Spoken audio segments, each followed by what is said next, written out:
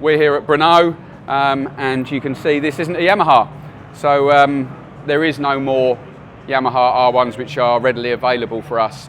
So we have decided to develop some new bikes. Last year we did the R9, and this year I have been developing, well, actually started last year, but I've been developing the RSV4.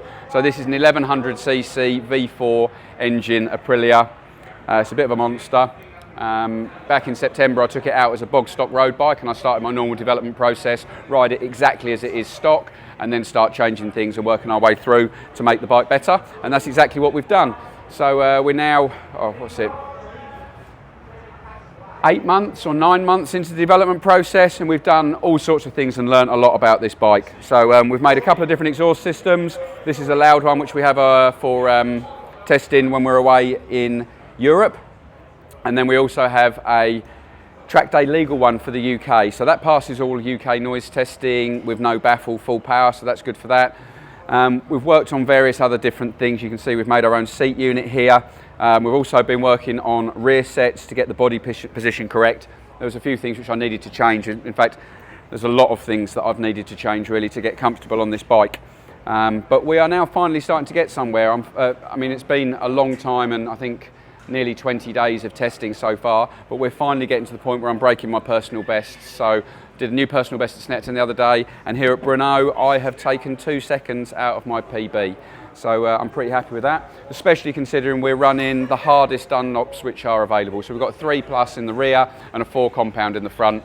We like to run those for consistency during testing, just so that you could find time from putting a softer tyre in, but it's not really gaining time from the bike. So we're working hard on geometry, making the suspension work correctly, and there's so much adjustment on this bike. We can move engine position, headstock angle, we can move swing arm position.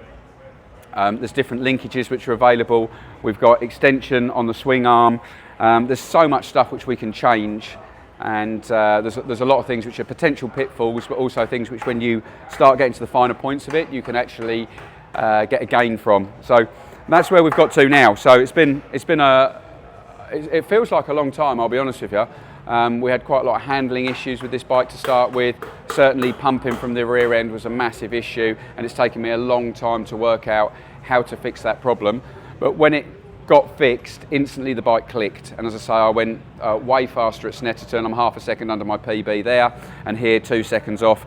And we're making more and more gains all of the time, which is really, really interesting and exciting, to be honest with you, because this is a beautiful bike.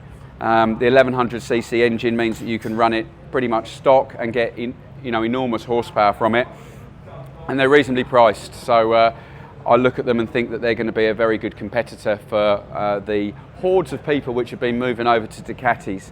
But still, we're moving forwards slowly but surely. I think I've got a 4th place in the race out there, which is going in the right direction. So it's been interesting and exciting